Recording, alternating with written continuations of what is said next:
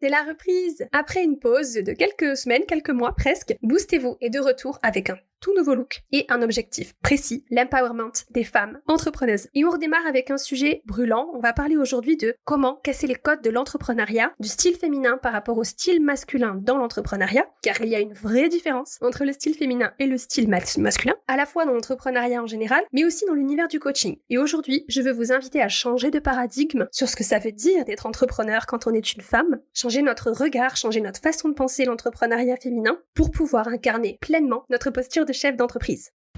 Vous écoutez Boostez-vous, le podcast dédié à l'empowerment des entrepreneuses. Je suis Camille, entrepreneuse, coach mindset et business et fondatrice de Boostez-vous. Ce podcast, c'est le rendez-vous incontournable pour toutes celles qui veulent construire une entreprise à leur image. Des épisodes riches en conseils pratiques, en outils, en inspiration et en idées nouvelles pour cultiver votre confiance en vous, passer à l'action et booster votre potentiel entrepreneurial. Découvrez comment transformer votre relation à l'argent et acquérir les compétences nécessaires pour devenir une entrepreneuse audacieuse et prospère. Et maintenant, place à votre épisode du jour. Bonjour et bienvenue à toutes les entrepreneuses audacieuses qui écoutent ce podcast. Je suis hyper contente de vous retrouver pour ce 52e épisode. Le podcast revient après une courte pause et on va parler d'un sujet qui me tient particulièrement à cœur, l'entrepreneuriat féminin et comment briser les règles, réinventer les codes de l'entrepreneuriat quand on est une femme. Je rentrerai dans les détails de tout ça dans quelques minutes, mais pour moi, l'entrepreneuriat féminin, ça n'évoque pas seulement le fait qu'une femme soit à la tête d'une entreprise, ça va beaucoup plus loin que ça, et je vais vous expliquer juste après de quoi je parle. J'accompagne les femmes entrepreneurs en coaching depuis 2 ans maintenant. Je suis moi-même une femme entrepreneuse, et je me suis formée dans l'entrepreneuriat, sur le coaching, le coach's business, sur la vente, le marketing et toutes les compétences nécessaires pour faire fonctionner une entreprise, et j'ai fait un constat sans appel. Il y a une vraie différence entre le style entrepreneurial féminin et le style masculin. C'est important d'en avoir conscience, surtout compte tenu de tout ce qui se passe pour les femmes dans le monde aujourd'hui. En France, par exemple, les femmes s'emparent de plus en plus de l'entrepreneuriat, de la création d'entreprises. Il y a pratiquement un tiers des entreprises qui sont aujourd'hui dirigées par des femmes en France, et 70% des femmes estiment que l'entrepreneuriat est une véritable opportunité de carrière, même si le pourcentage de femmes qui passent réellement le cap de la création d'entreprises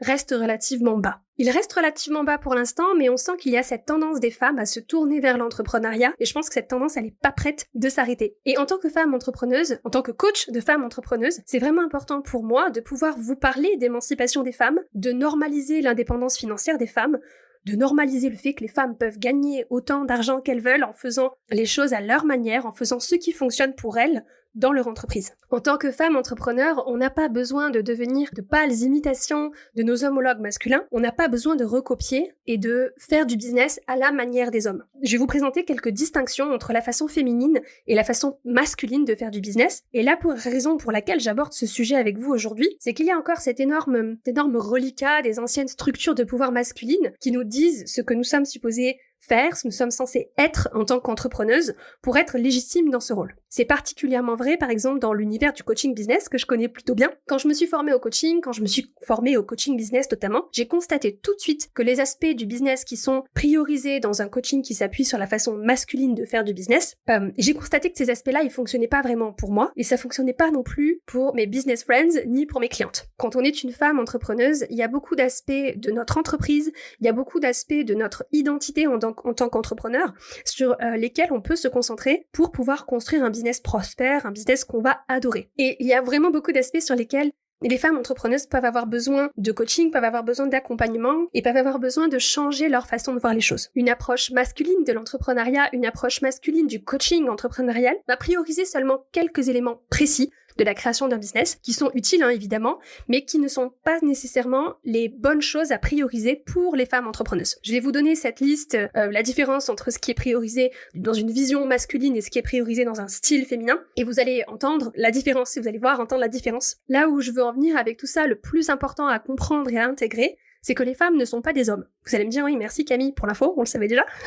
Oui, je sais que c'est une évidence, et pourtant on a un peu tendance à l'oublier quand on s'intéresse à la création et au développement de nos entreprises. La plupart des femmes ne pensent pas leurs entreprises de la même manière que les hommes, on ne priorise pas les mêmes choses que les hommes, on ne traite pas les informations de la même façon, on n'évalue pas nos options de la même façon, on ne prend pas nos décisions de la même manière que les hommes. Certaines femmes peuvent adopter le modèle masculin, y réussir et y exceller, et c'est super, et tant mieux pour elles, c'est génial pour elles. mais la plupart d'entre nous, on ne peut pas. Moi, je l'ai constaté avec mes clientes, je l'ai constaté pour moi, je l'ai constaté avec toutes les femmes entrepreneurs qui m'entourent. Faire du business à la manière des hommes, à la manière masculine, ça peut vite devenir très inconfortable. Ma conviction profonde, c'est que la plupart d'entre nous, on ne peut pas faire ça. En tout cas, on ne peut pas le faire d'une façon qui va nous nourrir, qui va nous faire vibrer, qui va faire qu'on va s'épanouir, se sentir bien. On va avoir au contraire l'impression de se restreindre, de se contraindre, d'abandonner des parties de nous-mêmes, des parties de notre personnalité. Et ça va venir semer en nous les graines du doute de soi, de la perte de confiance en soi, de la perte d'estime de soi. Pour prendre un exemple concret qui va peut-être vous aider à mieux comprendre ce que je veux dire par là, on peut prendre l'exemple de la fixation d'objectifs. Au moment où sort cet épisode, on est début mars, donc le début d'année, la frénésie de la planification, de la fixation d'objectifs, tout ça, c'est un petit peu retombé. Alors personnellement, j'adore me fixer des objectifs parce que j'ai trouvé la méthode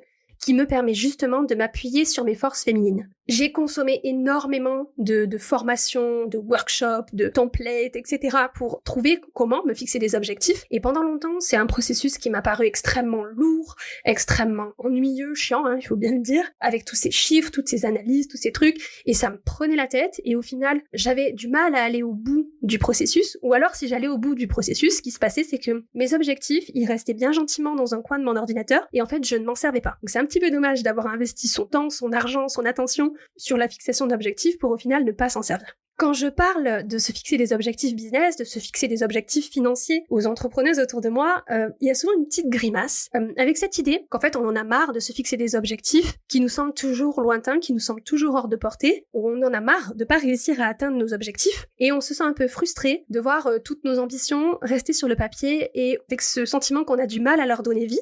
Et ma conviction, c'est que cette espèce de frustration, voire de dégoût des objectifs, vient du fait que faire du business, faire de l'entrepreneuriat et se fixer des objectifs à la manière masculine, ça peut vite devenir très inconfortable quand on est une femme. C'est un processus qui va être restrictif, contraignant et donc souvent très inconfortable. On va avoir l'impression de se contraindre, de ne pas s'appuyer sur nos forces, mais ou plutôt d'essayer de rentrer dans un moule, dans une espèce de costume qui est pas fait pour nous. Donc le problème, il vient pas du fait de se fixer des objectifs en soi, il vient du processus qu'on utilise, de la manière qu'on utilise quand on va se fixer des objectifs. Et quand on utilise une manière qui n'est pas adaptée à nous, à notre façon de voir le monde, quand on est dans cette démarche, c'est là où, comme je vous disais, on va semer en soi les graines du doute de soi, les graines du je suis pas assez, je suis pas à la hauteur, ou je suis pas aussi bien que. Sous-entendu, je suis pas aussi bien que les hommes qui ont inventé cette façon-là de faire du business, qui ont inventé cette façon-là de se fixer des objectifs. Et pour moi, s'enfermer dans une démarche comme celle-là, c'est pas vraiment une marque de respect envers soi-même. Au contraire, c'est une démarche qui risque d'abîmer la relation qu'on entretient avec nous-mêmes, avec notre estime personnelle, notre confiance en nous, qui sont pourtant des ingrédients indispensables pour réussir et s'épanouir dans l'entrepreneuriat. Mon envie à moi, en tant que coach, en tant que femme, en tant qu'entrepreneuse, c'est de soutenir mes collègues entrepreneuses pour atteindre des objectifs, de construire ce business prospère qui leur ressemble, et pas de se transformer en une version masculine d'elle-même. En tant que coach mindset, en tant que coach business, mon objectif c'est justement de vous soutenir pour que vous puissiez reprendre votre pouvoir, reprendre votre puissance en tant que femme. Pour que vous puissiez vous épanouir et grandir dans votre entreprise en puisant dans vos forces féminines, dans votre puissance féminine. Mon objectif, c'est de vous coacher sur les choses qui comptent et qui feront absolument bouger les choses pour vous et pour votre entreprise. Et ça, le faire d'une manière féminine, d'une manière qui a du sens, d'une manière qui est alignée pour vous. Mon rôle de coach, c'est justement de vous aider à casser les codes, à réinventer les règles, à changer de paradigme sur la façon dont on pense l'entrepreneuriat. Et en fait, toute mon entreprise, elle est fondée sur ça. Mon big why, mon pourquoi, ma motivation profonde, la motivation profonde de mon entreprise, c'est de participer à l'émancipation économique des femmes et d'aider chaque femme entrepreneuse à atteindre la liberté financière qu'elle désire. Un des ingrédients de cette approche, c'est de casser les codes du coaching business. Mon approche du coaching, ce n'est pas que de la stratégie d'entreprise, c'est au contraire un mélange de mindset, d'intuition, de vision et de stratégie. On casse les codes sur la façon de penser l'argent, on casse les codes sur la façon de prendre des décisions, sur la façon dont on conçoit nos entreprises. On conçoit une entreprise qui est au service de notre style de vie, parce que chaque femme veut que son entreprise soit une expression de ses dons, de ses talents, de son ambition, et elle veut gagner de l'argent. Alors là, si vous vous dites « Non, moi je veux pas gagner de l'argent, moi l'argent ça m'intéresse pas », je vous invite vraiment à questionner ses pensées, à questionner ses croyances. Parce qu'une entreprise qui ne gagne pas d'argent, ce n'est pas une entreprise, c'est un hobby. Et c'est ok, il n'y a rien de mal à avoir un hobby, c'est juste qu'il faut être au clair sur ce qu'on est en train de faire, sur ce sur quoi on travaille, on investit notre temps, notre attention et probablement une partie de notre argent aussi. Une entreprise, ça inclut nécessairement le fait de gagner de l'argent. Surtout en tant qu'entrepreneuse, notre désir profond, c'est d'avoir une entreprise rentable sans devoir tout y sacrifier, n'est-ce pas? J'ai cette intime conviction qu'en tant que femme entrepreneuse, on a besoin de casser les codes de l'entrepreneuriat traditionnel, qui reste quand même un univers encore assez masculin. L'aventure de l'entrepreneuriat féminin, elle est en fait très récente dans l'histoire de l'humanité. On parle de quelques dizaines d'années tout au plus, donc on est des pionnières, on explore des nouveaux territoires où il y a encore beaucoup de choses qui restent à inventer, et on a le droit de briser les règles, de casser les codes sur la façon dont on conçoit nos entreprises. Si on veut que nos entreprises à nous, nos entreprises féminines, soutiennent notre style de vie, soutiennent nos besoins, soutiennent nos envies, nos priorités en tant que femmes, et on n'a pas besoin de renoncer à nos talents et à nos forces féminines pour essayer d'adopter les us et coutumes de l'entrepreneuriat masculin. On peut se donner l'autorisation d'incarner une autre façon d'être entrepreneur. On peut réinventer les codes de l'entrepreneuriat. Donc je vous disais au début que j'allais vous présenter les différentes approches entre l'approche masculine et l'approche féminine de l'entrepreneuriat et du business. Donc c'est parti. Quand je parle des us et coutumes de l'entrepreneuriat masculin, ce que je veux dire par là, c'est que quand on a une approche masculine du business, on aura tendance à se concentrer sur les business plans, les objectifs chiffrés, les données, les analyses statistiques, les retours sur investissement, les indicateurs de performance. On va avoir tendance à privilégier les plans d'action, les actions, les tâches et la mesure de la performance de ces actions. Donc petite question pour vous, quand vous m'entendez énumérer cette liste, détailler ces éléments, comment vous vous sentez? Qu'est-ce que ça vous évoque? Pour moi, je trouve que c'est une énergie qui est assez brute, assez dure, un côté un peu difficile.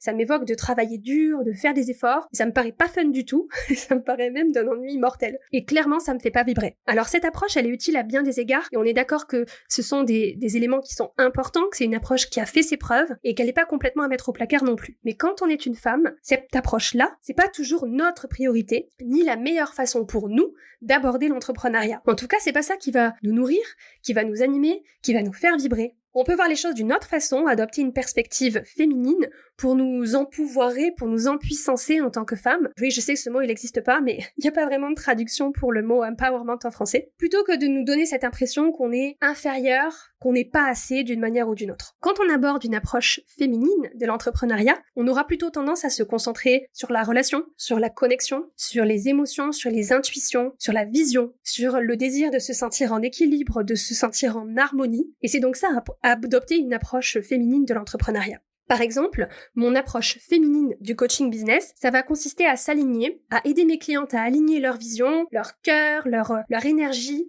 avec leur stratégie. Bien sûr, on aura des stratégies pratico-pratiques, absolument, c'est indispensable. Mais cette stratégie, elle doit être au service de notre vision et pas le contraire. La façon féminine de coacher mes clientes consiste à utiliser mon intuition et à coacher mes clientes pour qu'elles utilisent la leur dans le développement de leur entreprise. Évidemment, ça nous demande de revoir notre façon de penser les choses, parce qu'être une femme entrepreneur, ce n'est pas que faire du business. C'est comme je vous disais, un mélange de stratégie, de cœur, d'intuition, d'émotion. Quand on est une femme, fixer ses tarifs, c'est pas juste une question de prix, c'est pas juste une formule de rentabilité à maîtriser, ça va être affirmer notre valeur dans le monde et vouloir faire reconnaître la valeur de nos services, la valeur de notre entreprise. Quand on est une femme et qu'on se rend visible, notamment sur les réseaux sociaux par exemple, on n'est pas juste en train de communiquer, on n'est pas juste en train de se mettre en avant, on n'est pas juste en train d'observer nos statistiques par exemple, on est en train de briser les règles sur ce que, en tant que femme, on est autorisé à exprimer. Quand on est une femme, qu'on a un objectif financier et que cet objectif financier est ambitieux, c'est pas juste une question d'argent, c'est briser le plafond de verre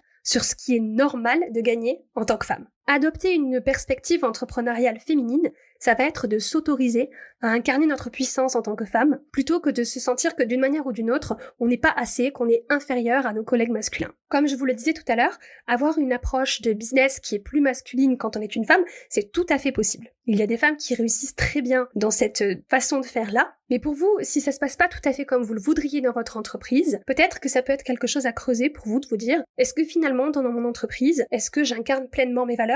Est-ce que je m'appuie pleinement sur mes dons et mes forces? Est-ce que j'incarne pleinement ma puissance? Ou est-ce que j'essaie d'adopter des codes, des façons de faire, des stratégies qui ne sont pas alignées avec ce que je suis vraiment? La réalité, c'est que créer du drama, créer cette espèce de brouhaha mental et émotionnel autour de nos business, autour de nos objectifs financiers notamment, c'est un des défis les plus courants auxquels les femmes entrepreneurs sont confrontées dans l'entrepreneuriat. Mais c'est pas forcément quelque chose qui est nécessaire, c'est pas une étape obligatoire, et je pense que c'est quelque chose qui est tout à fait évitable. C'est-à-dire qu'on peut atteindre des objectifs entrepreneuriaux très ambitieux et éliminer tout le drama qui les entoure. On peut faire la paix avec nos business, on peut faire la paix avec nos objectifs, avec nos ambitions, et on peut réinventer la façon dont on pense nos entreprises, la façon dont on pense l'ambition au féminin, et la façon dont on se pense nous-mêmes en tant qu'entrepreneurs. Donc la question que j'ai envie de vous poser, c'est quel est votre état d'esprit à vous sur votre entreprise et sur vos objectifs? Si je vous parle aujourd'hui de performance, de résultats, d'objectifs, de chiffres, de business plan, de plan d'action, de retour sur investissement, qu'est-ce que ça éveille chez vous? Qu'est-ce que ça fait résonner? Au contraire, si je vous parle de vision, si je vous parle d'intention, si je vous parle d'alignement, d'équilibre, d'harmonie, comment ça résonne pour vous?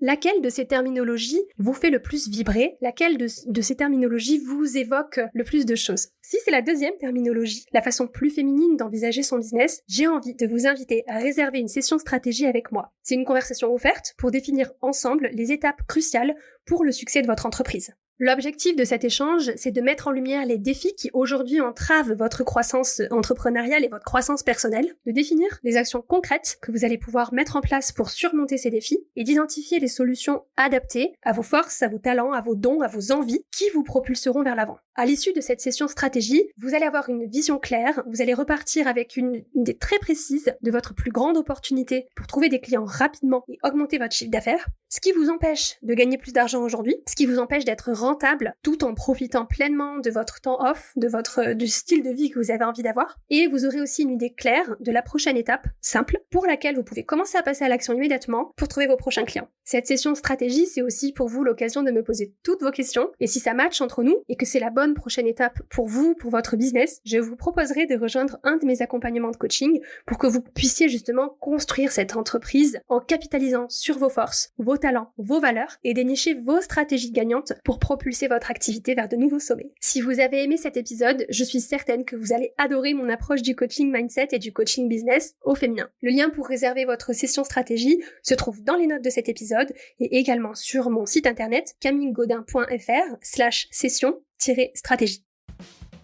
Merci d'avoir écouté l'épisode de Boostez-vous de cette semaine. Si vous avez aimé ce podcast, assurez-vous de vous abonner sur votre plateforme d'écoute préférée pour ne jamais manquer un épisode. J'apprécierais énormément si vous pouviez aussi laisser un avis 5 étoiles sur Apple Podcast ou sur Spotify. Vos avis sont précieux pour aider les femmes entrepreneuses comme vous à découvrir tous les conseils et les idées que je partage ici pour aider les entrepreneuses audacieuses à s'épanouir dans un business prospère. Si cet épisode vous a plu, n'hésitez pas à le partager à vos business friends ou sur Instagram où vous pouvez me taguer. Mon compte c'est boost.et.vous. C'est toujours un immense plaisir de voir vos partages et de pouvoir échanger avec vous. Merci à vous pour votre écoute, votre soutien et merci de faire partie du mouvement de l'empowerment féminin. À la semaine prochaine. Bisous.